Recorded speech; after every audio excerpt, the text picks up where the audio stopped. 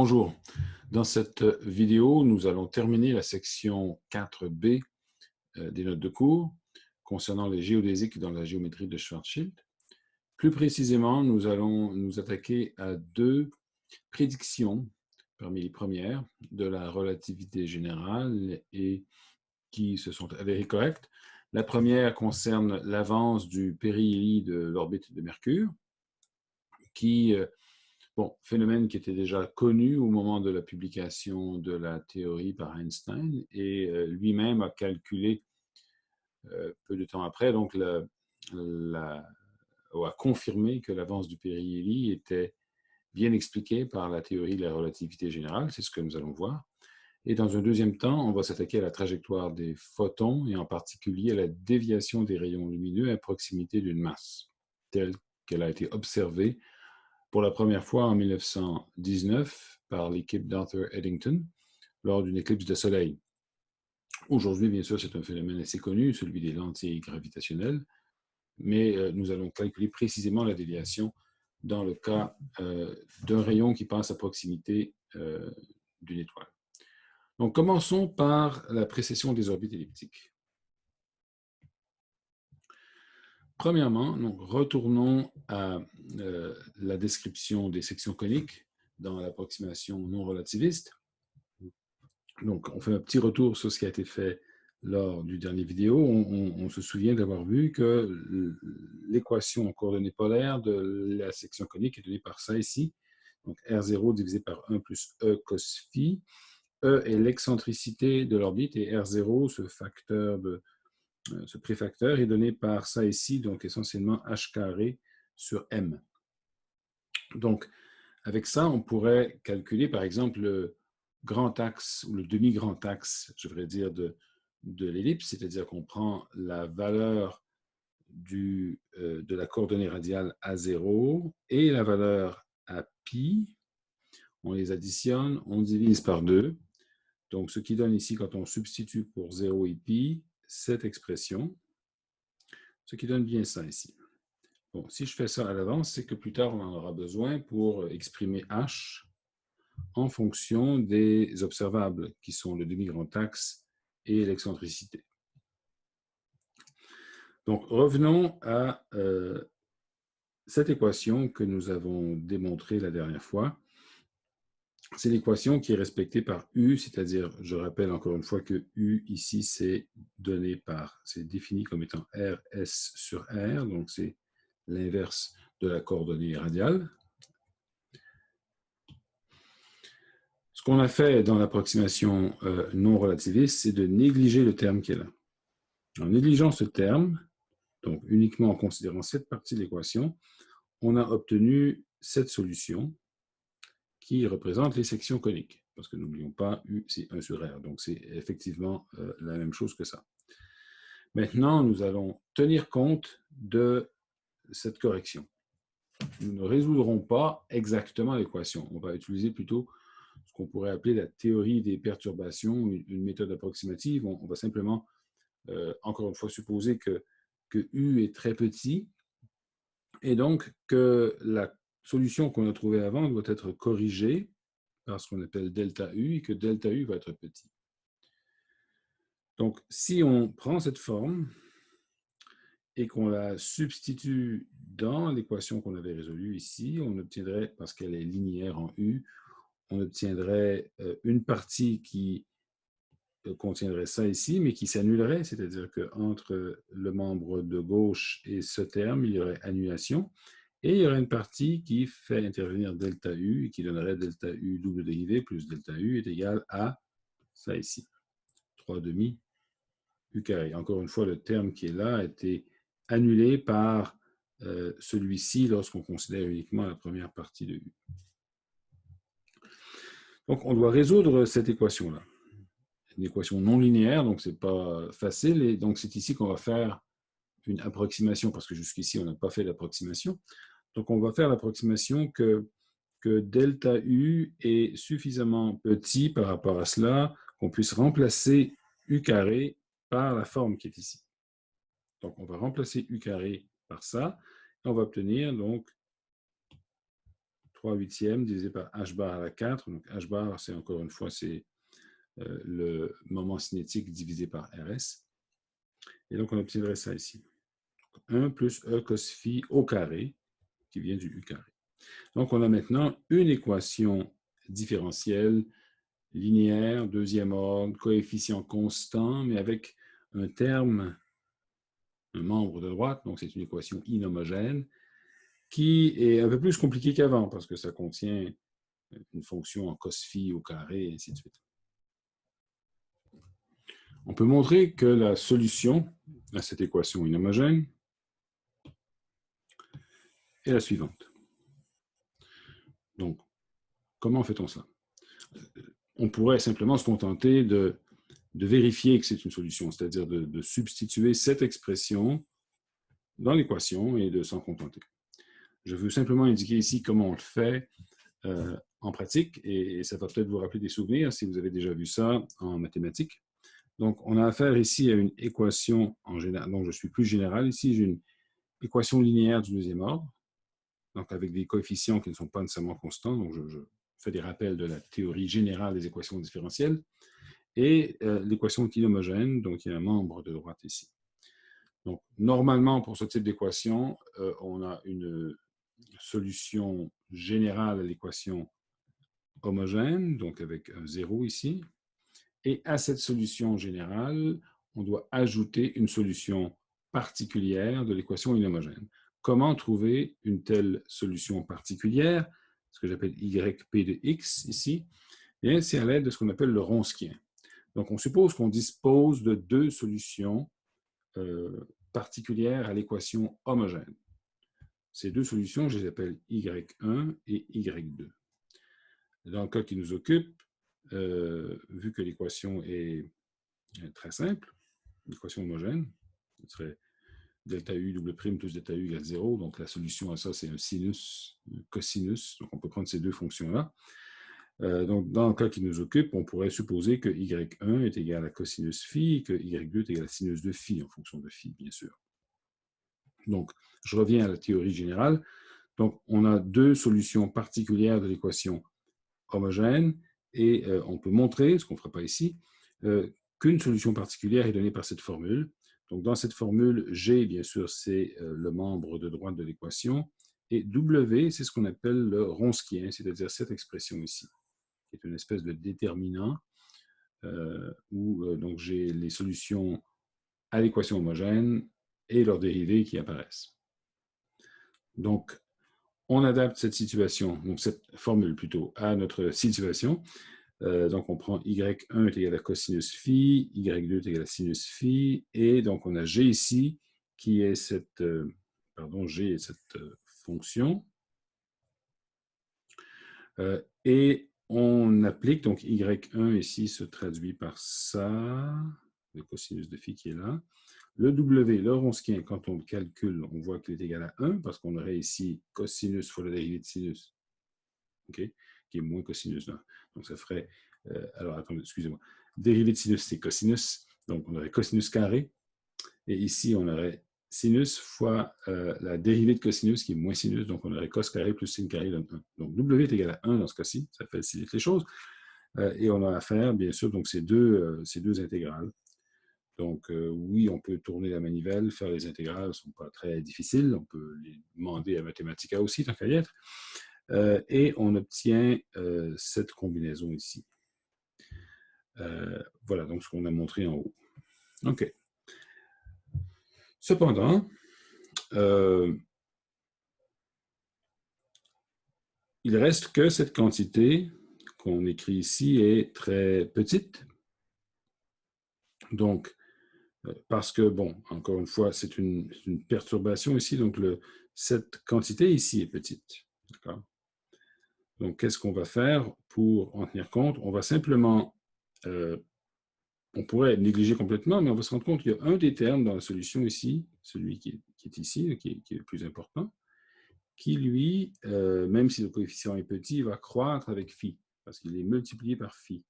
Donc, ça ici, c'est borné, ça oscille en fonction de phi, ça c'est une constante, ça c'est une constante, ça oscille en fonction de phi, mais ça Non seulement ça oscille un peu, mais ça croît. Donc, ça va finir par devenir important. Donc, au fond, c'est le seul terme qu'on va garder. Les autres ne sont pas assez importants. Donc, en ne conservant que ce seul terme, la valeur totale, donc la solution complète, devient celle-ci. C'est-à-dire qu'on a ce qu'on avait au départ, ce qu'on pourrait appeler la solution non perturbée, et on a une correction ici. Alors, j'ai mis ça avec en facteur la même valeur 1 sur 2 h bar carré, et donc c'est pour ça que j'ai défini alpha comme étant cette quantité ici. Ce qui revient à écrire ça. Bon. Un détail. Encore une fois, ce terme contribue à ce qu'on appelle des corrections séculaires. Séculaire vient du mot siècle, ce qui veut dire que ce sont des corrections qui prennent des siècles à se manifester, mais qui finissent par se manifester, alors que les autres termes de la solution, encore une fois, sont oscillants ou constants, donc en moyenne, sont nuls ou très petits. D'accord, donc on continue. On se trouve, donc on doit comparer la forme qu'on a trouvée tout à l'heure, donc cette forme ici où j'ai cos phi plus alpha fois phi sinus phi, à cette forme algébrique ici. Si on développe ce cosinus de phi fois 1 moins alpha, on obtient cosinus de phi fois cosinus de alpha phi plus sinus phi fois sinus de alpha phi par la règle d'addition des cosinus. Et alpha étant très petit, encore une fois, cosinus de alpha phi est à peu près égal à 1. Donc on aurait cosinus phi plus sinus de alpha phi serait à peu près égal à alpha phi. Encore une fois, c'est très petit. Et donc on pourrait prendre l'expression qu'on avait précédemment et la remplacer par ça. Ce serait tout à fait valable. Et donc, approximativement, la solution qu'on a trouvée pourrait s'écrire de cette manière. C'est-à-dire que j'aurais la même forme qu'avant, 1 plus e fois le cosinus de phi, mais pas de phi cette fois, mais de phi fois 1 moins alpha. L'effet de alpha est de rendre l'orbite ouverte, de la faire précesser. Autrement dit, la fonction ne revient pas sur elle-même quand phi change de 2pi. Elle revient à une valeur différente, donc parce que alpha est différent de 0. Ça mène donc, en fait, la trajectoire qu'on observerait, c'est celle qui est illustrée ici. Une ellipse approximative en précession et d'un maximum à l'autre, donc d'un tour à l'autre, d'une période à l'autre, il y aurait un changement dans la direction du demi-grand axe, un changement d'angle qu'on appelle ici delta phi. Comment trouver le delta phi? Il suffit de se demander mais, quelle est la différence d'angle entre deux maximums de cette fonction-là, ou deux minimums, si on veut, ça revient à peu près au même. Essentiellement, la fonction, le cosinus, va retrouver la même valeur qu'avant, une fois qu'on a fait un changement delta phi de 2pi sur 1 moins alpha. Donc ça, c'est la valeur du changement de phi qui va me donner le même cosinus qu'avant. Et bien sûr, ça ici, c'est plus qu'un tour après avoir fait l'orbite. Donc, il faut soustraire le 2pi ici pour avoir la petite correction delta phi. Donc, 2pi sur 1 moins alpha, moins 2pi, encore une fois, alpha est en principe très petit. Donc, en faisant un développement du binôme, c'est à peu près 2pi fois alpha. Ce qui veut dire, quand on substitue la valeur de alpha qu'on avait définie ici, ça revient à 6pi fois gm carré sur h carré, c'est carré. Au lieu d'exprimer les résultats en fonction de h, qui est une quantité dynamique théorique, mais pas directement observable, eh bien, on se souvient de la formule qu'on a démontrée au début de cette vidéo, qui exprime h carré en fonction de a, le demi-grand axe, de la masse et de l'excentricité. Et donc, en faisant ça, on trouve cette formule. Donc, ça nous donne l'avance du périhélie ou de la phélie, qu'importe, d'une planète, par exemple, autour d'une étoile, à chaque orbite, à chaque tour. en fonction de l'excentricité, du demi-grand axe, la vitesse de la lumière, de la masse du Soleil ou de l'étoile, et de G majuscule. Donc, pour une planète comme Mercure, c'est un nombre extrêmement petit en raison du fait principalement qu'on a ici la vitesse de la lumière au carré ou dénominateur.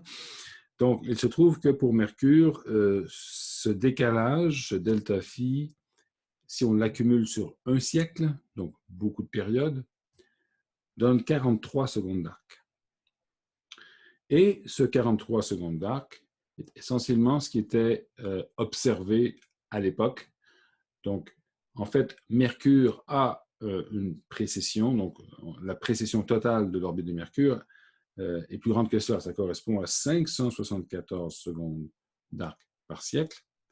Mais la plus grande partie de ça peut être expliquée par l'effet des autres planètes, principalement de Jupiter, un peu de Saturne, mais surtout de Jupiter. Jupiter suffit pour à exercer sur Mercure une perturbation qui, en moyenne, avec toutes les orbites, se comporte à peu près comme 1 sur la distance à la 4 en termes de force.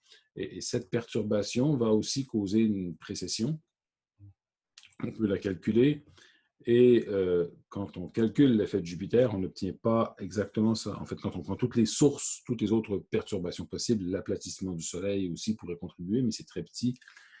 Et on trouve un défaut, une précession résiduelle, donc, qui n'est pas expliquée par les autres effets. Cette précession est de 43 secondes par siècle. C'est un phénomène qui était déjà connu à l'époque de Le Verrier, c'est-à-dire au 19e siècle. Le Verrier, c'est cet astronome qui a prédit l'existence et même la position de la planète Neptune en observant les déviations de la trajectoire ou de l'orbite d'Uranus par rapport à la théorie de Newton. Et donc, Le Verrier, fort de ce succès, avait aussi tenté d'expliquer cette déviation de 43 secondes d'arc par la présence d'une planète supplémentaire, mais cette fois à l'intérieur de l'orbite de Mercure, une planète tellement proche du Soleil qu'on n'avait jamais observé avant et qu'il avait même baptisé Vulcain. Alors, ça a sans doute inspiré l'auteur de Star Trek. Mais cette planète Vulcain n'existe pas.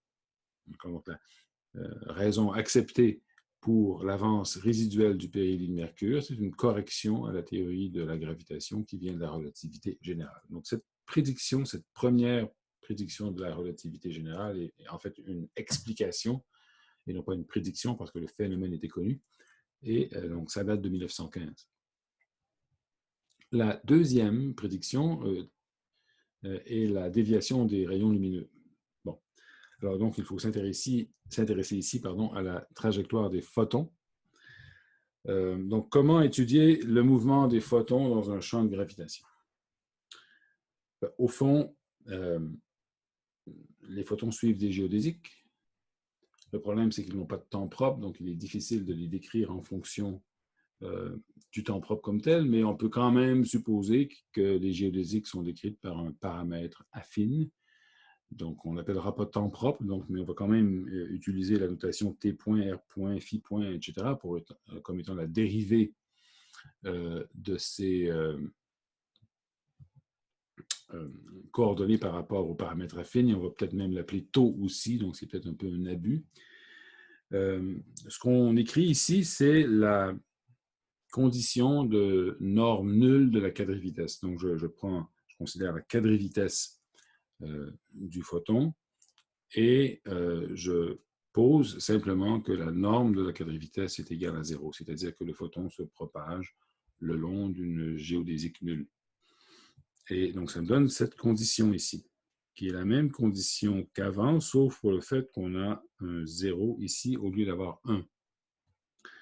Donc, connaissant ces lois de conservation qui sont encore valables, eh bien, je peux simplement substituer, donc remplacer T point par K sur cette quantité, Phi point par H sur R carré, etc. Donc, je fais ça et j'obtiens la deuxième équation qui est ici. Donc, je peux la réaménager quelque peu. en multipliant par 1 moins RS sur R, et j'obtiendrai ça ici. Et finalement, encore une fois, en mettant les choses de côté différents d'égalité, j'obtiens cette relation. Donc, cette relation va décrire le mouvement d'un photon à proximité d'une masse, donc d'un centre d'attraction, d'une étoile. La différence entre cette équation et celle qu'on avait avant, donc je fais simplement une comparaison ici, pour une particule massive, on avait cette relation plutôt, et donc la différence vient d'un facteur comme celui-ci qui serait apparu de ce côté-ci de l'équation si on avait eu un 1 au lieu d'un 0, et donc il y a ce terme ici qui disparaît et celui-ci. Bon. Encore une fois, on peut procéder comme avant, c'est-à-dire passer d'une dérivée par rapport au paramètre affine à une dérivée par rapport à phi. Donc, j'écrirais que R point, donc dr des taux, appelons ça comme ça, serait donné par dr des phi fois d phi des taux, qui est donné par h sur r carré. Donc, je peux écrire ou substituer dans cette équation cette expression et j'aurai plutôt une équation qui me décrit la dépendance angulaire de la coordonnée radiale du photon. Pour simplifier cette équation, encore une fois, je fais comme avant, j'introduis cette variable U, qui est RS sur R, je mets ça là-dedans, et donc je ne referai pas toutes les démonstrations, mais on obtient à la place cette relation ici, qui est très semblable à celle qu'on avait avant, sauf pour le fait qu'on avait, bon, on a encore un polynôme cubique ici, mais on avait un terme proportionnel à U, qui maintenant a disparu. Encore une fois, on dérive par rapport à phi. Une fois, on divise par 2 fois U' et on obtient cette équation. Bon, voilà. On est prêt maintenant à étudier différents cas particuliers, en particulier le mouvement radial. Donc, supposons qu'un photon a un mouvement radial dirigé vers le centre d'attraction, comme un photon qui tombe, si vous voulez. Donc, c'est l'équivalent pour une particule sans masse de ce qu'on a fait du problème de la chute des cas. Donc, bien sûr, qu'est-ce qui se passe ici? On a R point qui serait égal, alors on retourne ici, hein? Donc on a un mouvement radial, donc H égale 0. Donc R point au carré est égal à K carré, ou si on préfère, R point est égal à plus ou moins K, ça dépend si ça tombe ou si ça monte. D'un côté, dr dt, donc serait égal à R point fois d taux dt, alors je l'ai appelé taux, mais c'est le paramètre affine. Ce qui est égal au rapport, donc R point sur T point, encore une fois, et T point, eh bien, c'est donné par cette relation-là, donc c'est K sur 1 moins RS sur R. Donc, j'ai deux facteurs de K qui s'annulent dans cette relation-là, et il me reste simplement cette relation-là, plus ou moins 1 moins RS sur R. Encore une fois, le signe dépend selon que ça tombe ou que ça monte. Et ça, c'est facile à intégrer. Donc, on peut simplement se dire, oui, je vais isoler dt. Donc, j'aurai l'intégrale de dr divisé par ça ici, ça me donnerait t. Et pour faire l'intégrale, bon, je n'ai qu'à multiplier par r au numérateur et au dénominateur. Ensuite, j'additionne, en fait, je soustrais rs et j'additionne rs au numérateur, ce qui me donne un premier terme qui est l'intégrale de dr et le deuxième qui est simplement rs divisé par r moins rs. L'intégrale se fait facilement, donc c'est r. Et ici, j'aurai rs fois le log de la valeur absolue de r moins rs, plus une constante, bien sûr.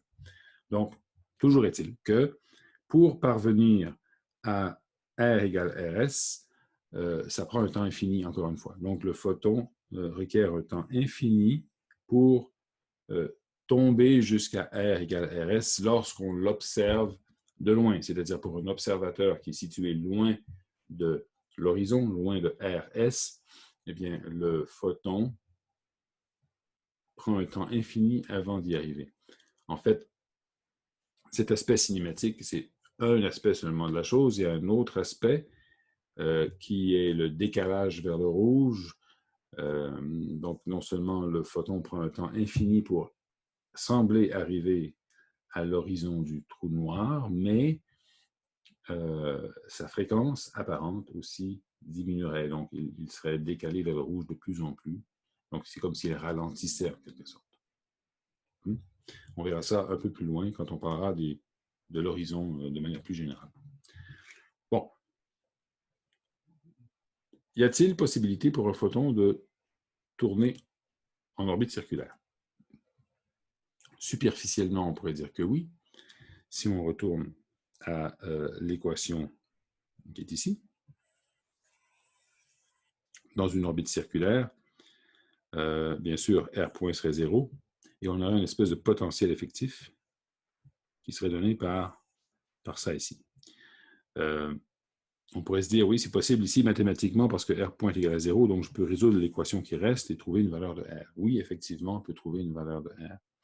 Cependant, si on raisonne du point de vue d'un potentiel effectif, le potentiel effectif aurait cette forme.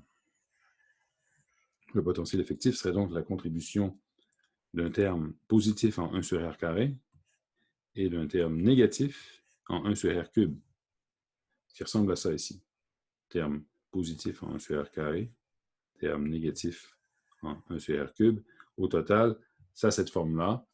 Le potentiel effectif n'a pas de minimum, il n'a qu'un maximum. Donc, l'orbite circulaire que l'on peut déduire sans trop y penser correspond en fait au maximum du potentiel effectif.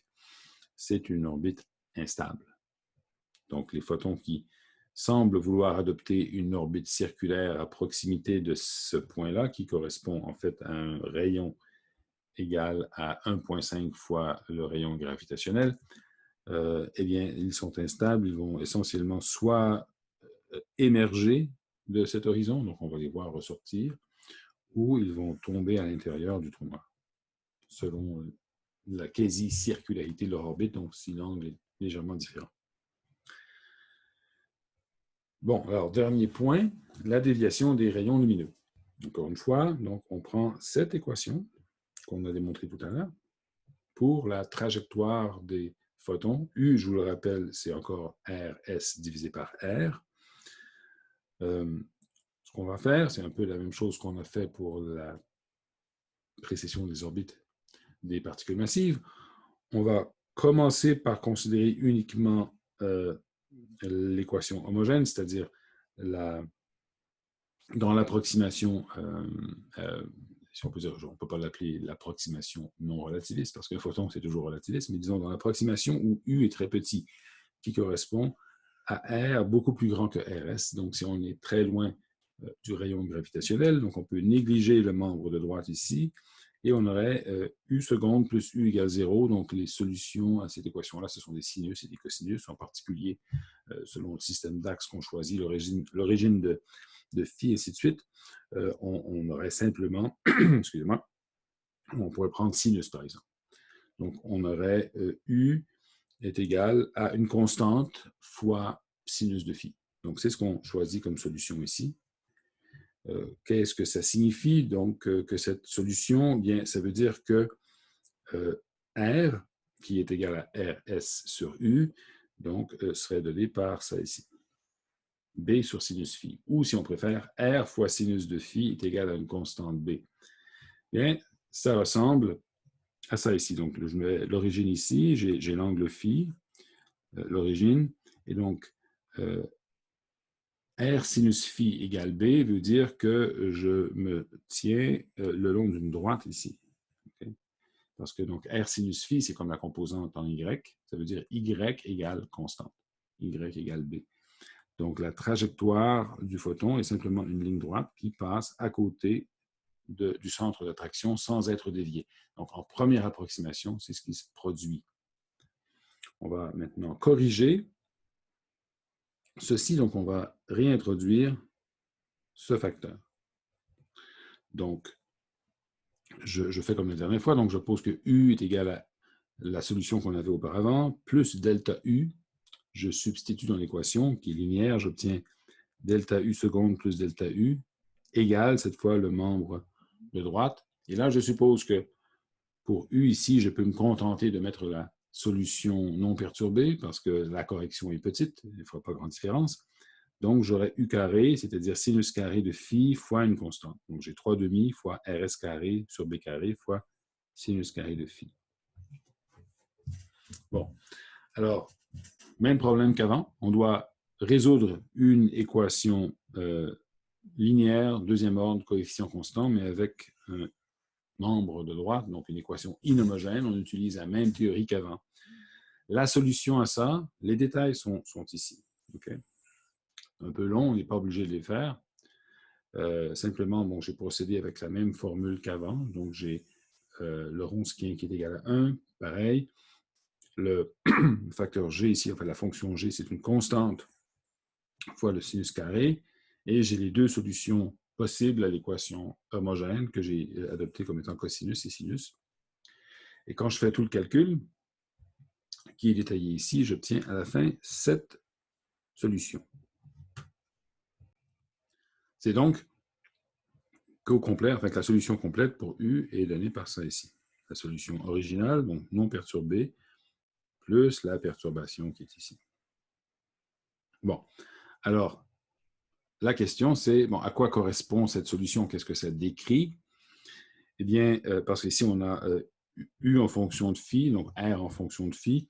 Quand phi est très petit, disons, donc proche hein, de l'asymptote, donc quand phi est presque 0, eh bien, on n'a plus tout à fait U égale 0, n'est-ce pas?